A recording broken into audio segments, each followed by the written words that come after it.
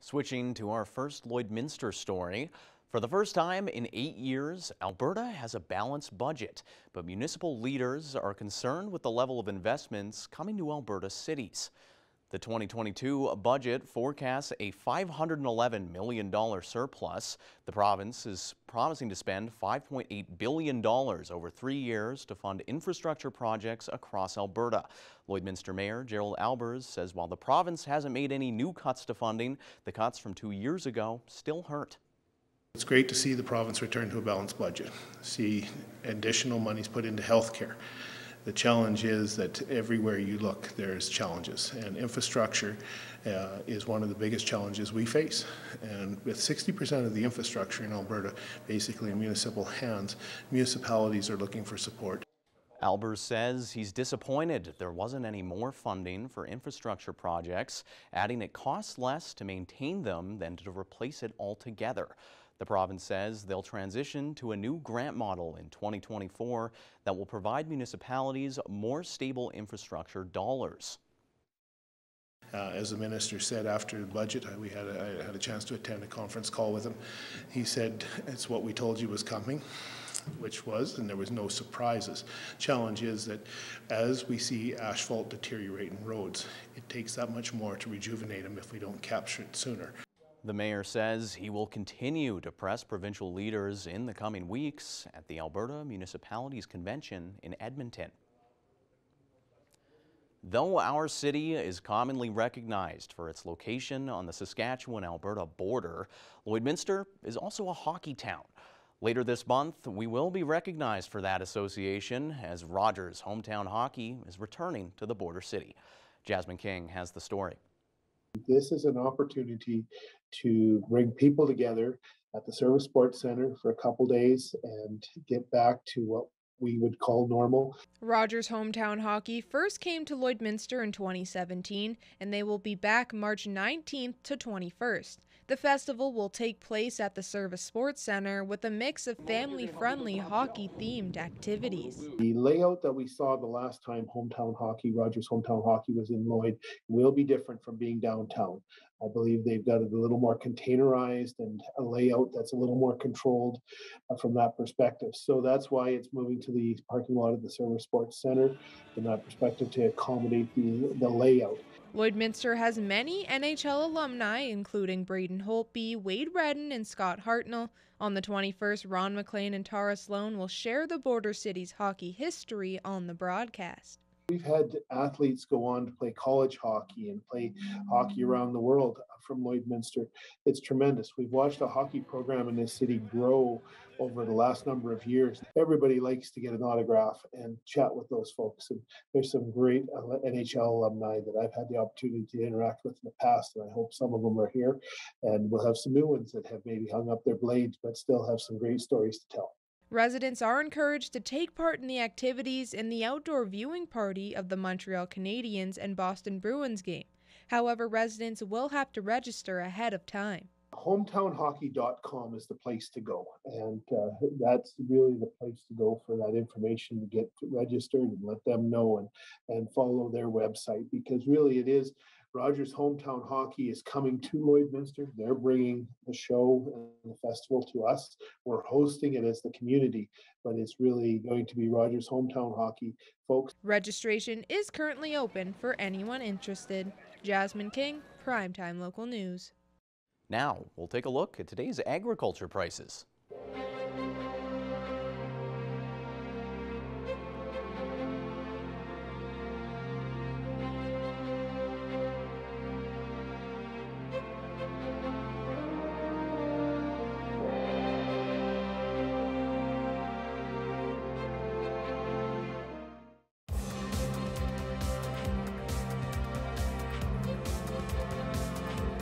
As another week goes by, another Lloydminster Bobcat is committed to post-secondary. Defenseman Tegan Skihar is committed to NCAA Division I hockey with the University of Alaska Fairbanks. Skihar, who has 2 years of AJHL eligibility remaining, will join the Nanooks for the 2023-24 season. You know, I actually traveled there with my family back in whenever that was, 2015, and I loved it there, and they were one of the few guys that offered me. So I mean, couldn't say no to something like that. It was just too big of an opportunity to pass up on. Skihar has played 107 AJHL games, all of them with the Bobcats. Big threat out there. Every time he's on the ice, you see him first and foremost, and then what he can do with the puck too, and his ability to defend is obviously tremendous. I always look to try and get to the puck first before they can get it, and obviously helps breaking it out a lot easier. So. The 2003 born D-man has a junior career high 17 points this season.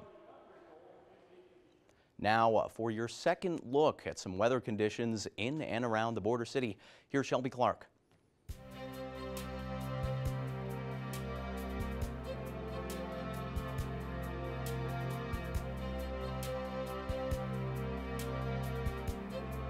So much, Tate. Now taking another look at your weather forecast. We are still in that snowfall warning, of course, but we are going to be checking out temperatures across the central region of the provinces. On the Alberta side, we've cooled down just slightly compared to yesterday, of course, with Edmonton and Red Deer seeing that -10 mark, -7 in Athabasca and Rocky Mountain House, while Edson is seeing -6 degrees. Whitecourt is at -8, and Jasper's cooled down just slightly, seeing around -1. Now switching over now to our Saskatchewan side, they are seeing some slightly cooler temperatures. Most spots are seeing those double digits, -14 in Prince Albert, while Melfort is just seeing -15. Saskatoon is sitting at -12, like here in the border city, but they do have that snowfall warning in effect as well.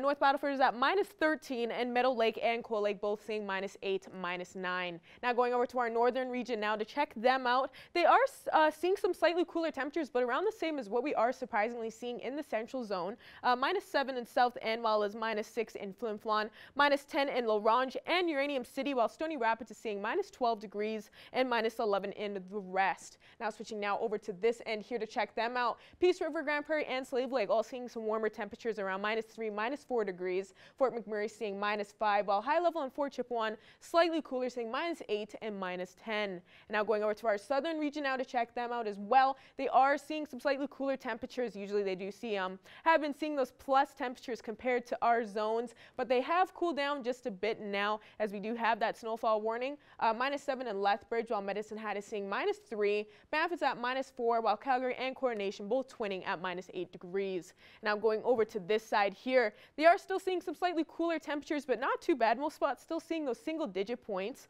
-8 and -9 in Swift Current and Regina, -10 and 11 in Moose Jaw and Kindersley, while Estevan is seeing -12 in Yorkton is the coolest as we've seen earlier on. They are seeing that -16 mark. And now checking out what we will be expecting across the region overnight tonight. We will be cooling down quite a bit across the region. As you can see, even from this map, we will be seeing a lot of snowfall in most spots too. Mernon will be seeing a low of -12, while most spots will be seeing around a low of -13 degrees. Wainwright and Unity will be seeing a low of -14 and 15, while Meadow Lake will be seeing a low of -16, and Isle Cross will be seeing the coolest, seeing past that -20 mark. So we will be cooling down just a bit throughout the evening, so expect to see a little bit more snow. Maybe if you want to be on the safe side, if you got a vehicle and a cord, make sure you plug it in just to be on the safe side, but we will still be seeing some single-digit temperatures later on. Now as we switch over to our 3-day forecast for here in the border city, Friday will be starting off the weekend, of course, with those flurries continuing on. So even though we didn't see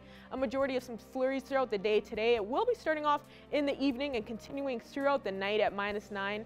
Then Saturday and Sunday, we will be seeing those single digits for a weekend at -8 on Saturday and -6 to end off the weekend. So we will be seeing some slightly warmer temperatures, and hopefully that will help melt down some of that snow, but please travel safe if you will be traveling on those roads. That's another look at your weather forecast. Our Tate Lakecraft will have more news coming up after the break.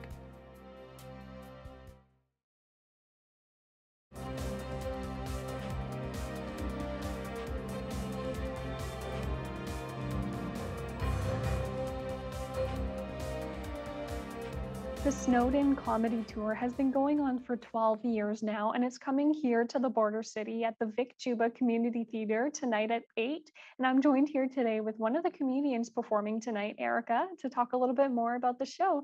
Thank you so much, Erica, for joining us here today. No, my pleasure. So what are some things that people can expect to see in the show tonight? Well, so we've got three other great comedians besides myself, of course. We've got Paul Meyerhog, who's going to host the show, myself, Erica Sigurdsson, Damon Schroeder, and Pete Zedlecker. And it's just going to be such a fun night. We are so excited to be back out performing live, of course. And so far, the audiences have just been so welcoming, excited to be out again and actually living life, things that we've missed over the last 2 years. So it's going to be a real fun night where, I think there's so much going on right now in the world that's just so stressful. So coming out for a night of just laughing is amazing. So, as we know with certain comedy shows, sometimes they can be like either hit or miss with certain types of audiences. Do you find that this particular show is kind of good for all audiences, or do you think there's a certain type of person that might enjoy it more? I mean, it's definitely skewed towards an adult audience. We have had some people that will bring their teenagers, and that's fine. It's, everybody can make their own decisions. But if you were thinking of showing up with a small child, I wouldn't recommend it. But no, I think if you have a sense of humor, then you're going to like a comedy show. I do, there are some people who just don't really, I've actually heard people that are like, I don't like comedy. And I'm like at all, like you just don't like laughing as a general life rule. That seems so bizarre. But if you like comedy and you like to laugh, I think you're going to like the show. So, for your particular set that you'll be performing, what inspired you to do some of the jokes that you'll be doing tonight? Um, there's a tiny bit about what's, like what it's been like to be a comedian during the pandemic, which is something we're all still processing how we feel about what's been happening over the last couple of years. And then it's a lot about what's, like what's going on in my life and around me, like I'm married. I talk a little bit about that. And I also just talk about some of the, observational things of life that kind of crack me up. Yes, so speaking of the pandemic, what's it like to be able to be back on stage and performing again after such a long time off of it?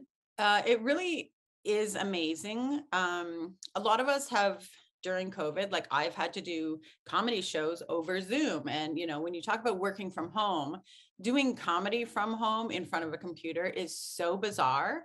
And you almost don't realize exactly, the first big show back in a theater with live people, you can see them, you can hear them, you can feel the energy in the room. It's an amazing thing. It's what made me love doing comedy in the first place.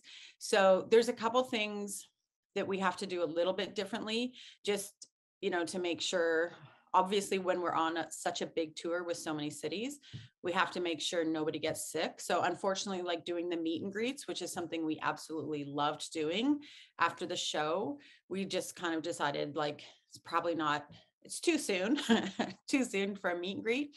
But other than that, the theaters are great. The audience has been great. Like they just dropped the mask mandate in Saskatchewan on Monday. So it was kind of interesting to see the first audience masked and then suddenly you see faces again. And so it's pretty exciting. So, Snowden Comedy Tour has been going on for 12 years now. What's it like to be part of Canada's largest comedy tour? It's really exciting. I mean, I've known these guys for almost 20 years. So to be out on the road doing what you love with some very good friends in front of, awesome Canadian audiences, it really is. I was even saying today as we were driving from North Battleford, I was like, sometimes you're doing this thing as your job and you forget. And I'm like, I feel so lucky that this is my job. And like, we got into town, we hit Starbucks, pick up some wine, check into the hotel, and tonight we get to do a show. So I'm like, it's been missed over the last 2 years and it's really exciting to be part of it. And is there anything else that you would like to mention about the show tonight? Just so we hope everybody wants to come out and have a good time. I think we all deserve it after the last 2 years and everything that's going on. And, we hope to see everybody there. Yes, so the show is happening at 8 o'clock tonight at the Vic Juba Community Theater. So if you're watching the show here tonight and you want a good laugh, you still have an hour or so to go pick up tickets if you're interested in that. So thank you so much, Erica, for joining us here today and letting us know a little bit more about the show happening tonight. Thank you very much for having me. This is great.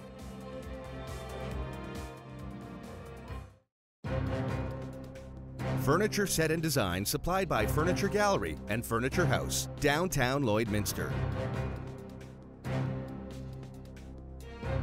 Speaking with us for Primetime Local News today is Josh Bouchamp, who is representing Canada in the pop group called Now United. Thank you so much for joining us today. Thank you for having me. Yeah, it's awesome to be able to have you on here and be able to speak with you. It's great to meet the person who is representing our country in this pop group. Now, for people that may be unaware of what Now United is all about, can you give a little understanding of what this group has all involved? Yes.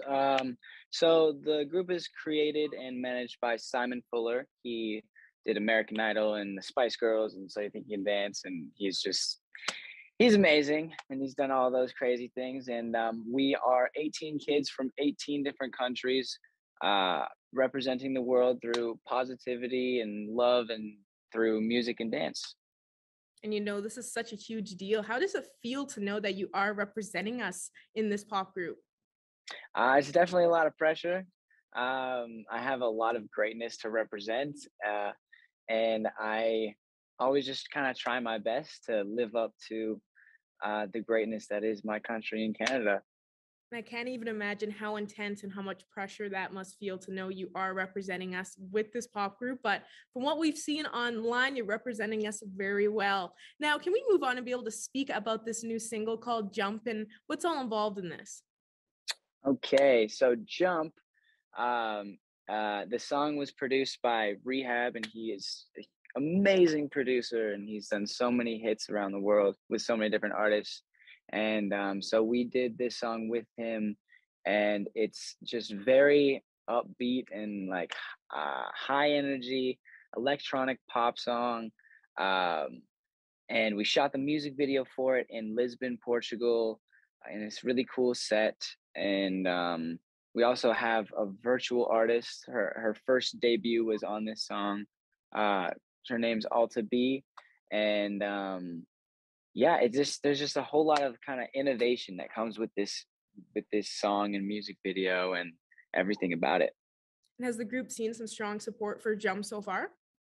It's been incredible. I think we hit like 50 million in the first week, which was insane. So yeah, it's been overwhelming. It must be such a weird feeling being able to see how many views you've already gotten on those first couple days of even releasing that single. So that's really good to hear how strong that support is. And now, what exactly is Wave Your Flag tour all about? What's going to be involved in this tour that's coming up for your group now? I just wanted to say I missed the Canadian accent. The flag. I everyone here doesn't have that. So it's like Wave Your Flag tour, and I love the Wave Your Flag. I love that. I miss it. But yeah, we're going on tour. We're actually leaving tomorrow to head to Brazil and then off to Portugal. It's our second headlining tour since the debut of the group, and we're doing a bunch of shows in Brazil and Portugal and possibly other places. I'm not sure yet. And we've just been preparing here in Los Angeles for the past 2 weeks for that. We hope you have some safe travels since your tour is already coming up here tomorrow. That's already come up pretty quick. So you must be pretty excited to know that this is already happening. Is there anything else you want to add for fans to know about that I may have missed out on and you want to let people know about alongside the tour? Anything else? We're going to be releasing new songs and new music. We plan to travel to a bunch of new countries this year in 2022. There's just a whole bunch of plans that are up in the air right now and not 100% confirmed. So I'm not going to talk about them yet, but just know that there's a lot coming and it's going to be a very exciting year.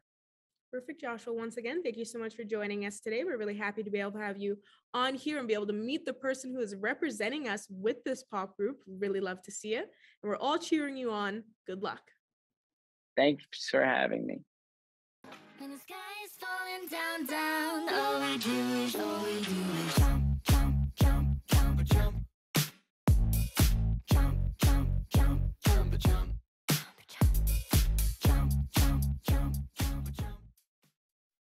with taking a look at your 7-day forecast. We will be seeing that snowfall tomorrow to start off the weekend at -9. Then Saturday and Sunday we'll see some single-digit temps. Hopefully that will help melt down some of that snow, but please be careful if you're traveling out there on those dirty roads. Then we will be seeing a warmer Monday next week and seeing some more sun next week. That is all the time we have for this first hour of programming. Almost got a little bit too far ahead of myself there. But thank you very much to Shelby as well as to everyone for tuning in. If you missed anything, you can catch more news in the next hour.